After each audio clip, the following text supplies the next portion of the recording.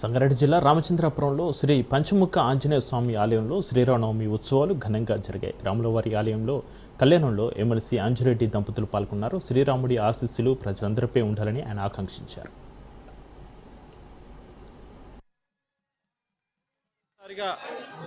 MLC అయిన తర్వాత మన రామచంద్రాపూర్లో పంచముఖ హనుమాన్ టెంపుల్లో సీతారామ కళ్యాణము జరపడం జరిగింది.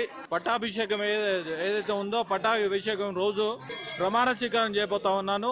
శ్రీరాముని ఆశీస్సులతో, శ్రీరాముని ఆశీస్సులు అందరిపైన ఉండి రాబోయే రోజుల్లో దినదిన అభివృద్ధి చెందాలని భారతీయ జనతా పార్టీ కుటుంబ సభ్యులందరూ రేపు ప్రమాణ స్వీకారం రావాలని కోరుతా ఉన్నాను.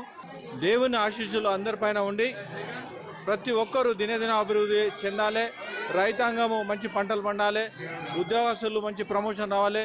అదేవిధంగా ఎవరైతే వ్యాపారస్తులు ఉందో వాళ్ళకు కూడా మంచి అభివృద్ధి చెందాలని దేవుని ఆశీస్సులు అందరిపైన ఉండాలని కోరుతా ఉన్నాను.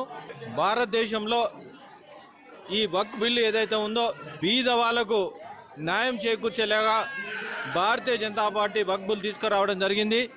కేవలం కొంతమంది చేతుల్లో ఉండి వాళ్ళే నడిపిస్తూ ఉన్నారు. కబాస్తాల్లో ఉన్నది దీన్ని చేరదీసి బీద వాళ్ళు ఎవరైతే ఉన్నారో వాళ్ళకు పంచాలనే ఉద్దేశంతోనే వక్ఫ్ బిల్ తీసుకురావడం జరిగింది. ఒకటి విద్యార్థుల మీద లాఠీచార్జ్ చేస్తూ ఉన్నాం. భారతీయ జనతా పార్టీ బేషరతుగా వాళ్ళ ఏవైతే కేసులు పెట్టారో అవి విత్డ్రా చేసుకోవాలని డిమాండ్ చేస్తూ ఉన్నాం. ఒకటి ఏంటంటే విద్యార్థులకు భారతీయ జనతా పార్టీ అండగా ఉంటుంది. శ్రీరాముని రక్ష ఉంటుంది. శ్రీరాముని అభిమానం అందరికీ వాళ్ళ పైన ఉంటుంది. శ్రీరామ కళ్యాణోత్సవానికి మరి అందరికీ కూడా తెలంగాణ రాష్ట్ర ప్రజలకు శ్రీరామనవమి కళ్యాణోత్సవ శుభాకాంక్షలు తెలియజేసుకుంటూ, అదేవిధంగా మా సంగారెడ్డి జిల్లాలో అనేక ప్రాంతాలలో ప్రతి కాన్స్టిట్యున్సీలో కూడా అనేక ప్రాంతాలలో ఈరోజు శ్రీ సీతారామ కళ్యాణోత్సవం మరి అంగరంగ వైభవంగా జరుగుతూ ఉంది.